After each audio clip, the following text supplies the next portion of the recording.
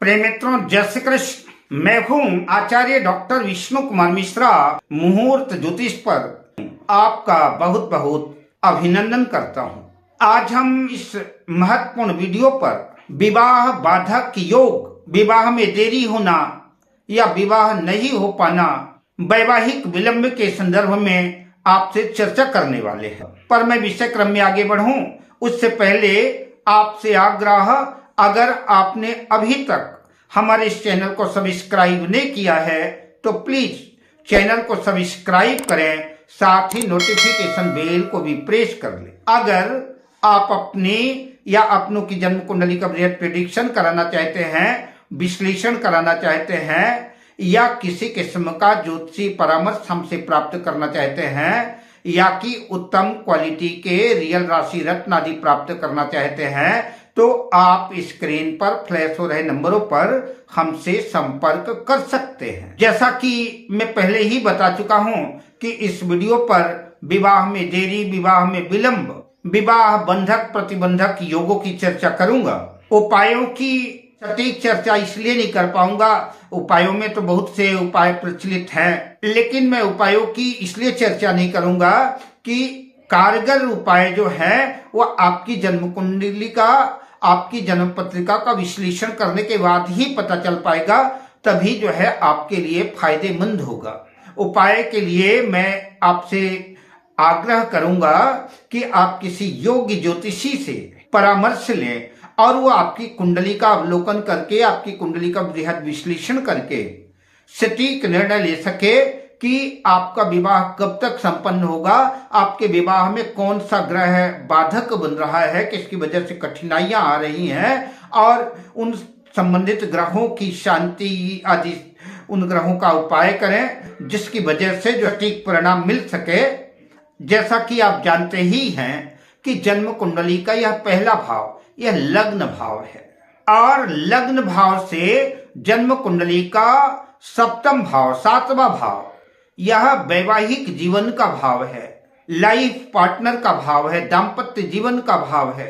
अगर पुरुष की कुंडली है तो लग्न से सप्तम भाव पर उसकी पत्नी का विचार किया जाएगा, उसकी स्त्री का विचार किया जाएगा, और किसी महिला की जन्म कुंडली है तो सप्तम भाव से उसके पति का विचार किया जाएगा। विवाह के संदर्भ में सर्वाधिक इसी भाव का महत्व है। सप्तम भाव के अतिरिक्त जन्म कुंडली के द्वितीय भाव को भी विवाह के परिप्रेक्ष्य में देखा जाता है, क्योंकि दूसरा भाव कुटुंब का भी भाव है। आइए कुछ सूत्रों की चर्चा करते हैं। पहले सूत्र की चर्चा करें। जन्म कुंडली के सप्तम भाव का स्वामी सप्तमेश अपनी नीच राशि में चला गया, नीच राशि में स्थित हो गया।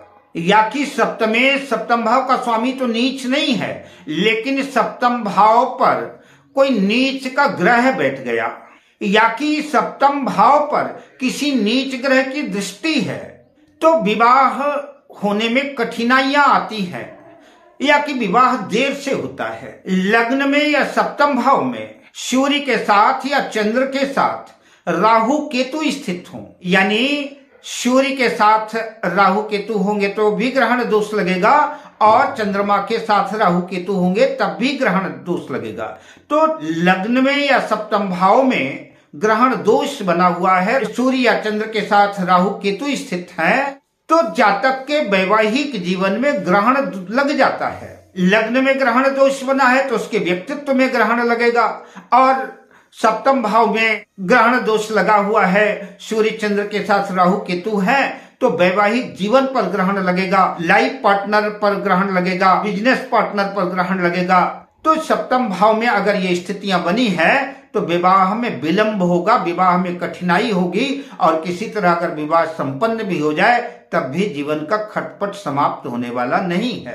ऐसे लोगों को वैवाहिक सुख नहीं मिलता। जन्म कुंडली के सप्तम भाव पर या कि लग्न में दो या दो से अधिक क्रूर ग्रह बैठे हों, सप्तम भाव पर दो क्रूर ग्रहों की दृष्टि हो, पाप ग्रह स्थित हो, क्षीण चंद्रमा स्थित हो, सूर्य मंगल स्थित हो, शनि राहु केतु ये क्रूर ग्रह स्थित हो, तो विवाह में विलंब होता है, विवाह में कठिनाइयां आती है, और किसी तरह इन प्रकार अगर विवाह हो भी गया तो विवाह में दाम्पत्य जीवन का सुख नहीं मिल पाता। कुछ न कुछ कठिनाइयां, कुछ न कुछ कलह कलेश बना ही रहता है।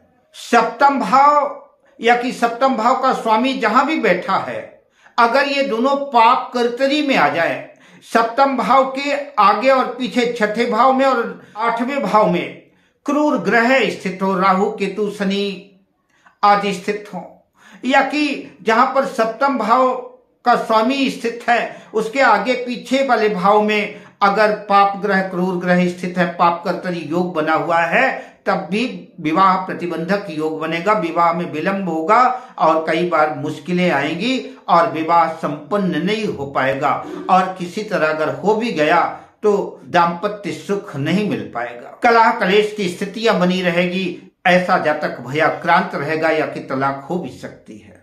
सप्तम भाव का स्वामी सूर्य से अस्त हो, तेजहीन हो और पाप ग्रहों से दृष्ट हो, क्रूर ग्रहों से दृष्ट हो, तो भी ऐसे जातक के सामने विवाह संबंधी समस्याएं उत्पन्न रहती हैं, विवाह संबंधी समस्याएं होती हैं, वैवाहिक जीवन में मुश्किलें आती हैं। जन्म पत्रिका का प्रथम भाव यानी लग्न में, चतुर्थ भाव में, सप्तम भाव में, अष्टम भाव में और द्वादश 12वें भाव में लग्न कुंडली और चंद्र कुंडली में अगर मंगल स्थित हो, ऐसे जातक जातिका की कुंडली मांगलिक मानी जाती है।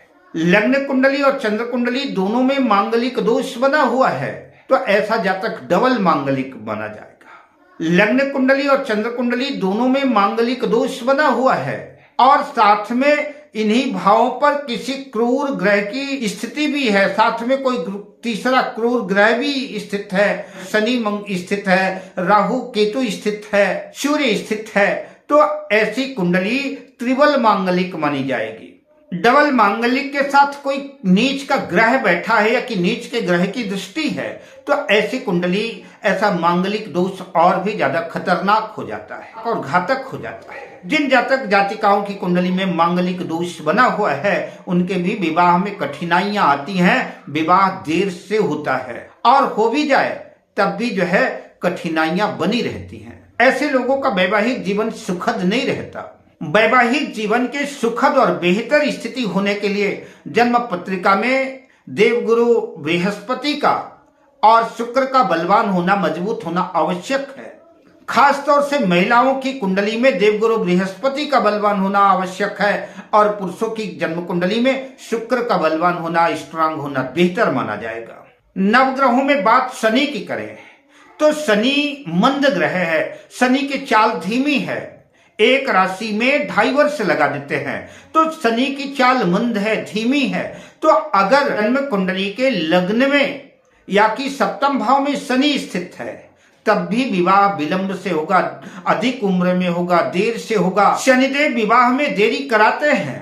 शनिदेव लग्न में स्थित होंगे तो 7वीं दृष्टि से सप्तम भाव को प्रभावित करेंगे, पंचम भाव में होंगे तो अपनी तृतीय दृष्टि से पंचम भाव को प्रभावित करेंगे और दसम भाव पर अगर शनिदेव हैं तो अपनी 10वीं दृष्टि से सप्तम भाव को प्रभावित करेंगे। तो ऐसे जातकों का विवाह में विलंब होगा और बड़ी उम्र में ही विवाह संपन्न होगा और कई बार जो है विवाह होने के बाद भी जो है कठिनाइयां आती हुई नजर आएंगी। और इन्हीं कठिनाइयों के बीच में अगर लग्न में केतु स्थित है तो केतु और शनि जो है अलगाववादी ग्रह हैं, तो दाम्पत्य जीवन से, वैवाहिक सुख से पृथक कर देते हैं, अलग कर देते हैं। शनि और केतु ये विच्छेदात्मक ग्रह हैं, इनके होने से विवाह के न होने की और या विवाह हो जाने के बाद टूटने की संभावना ज्यादा प्रबल रहती है। अब मैं आपसे लेता हूं विदा, मिलता हूं अगली वीडियो में शुभकामनाओं के साथ। जय श्री कृष्ण।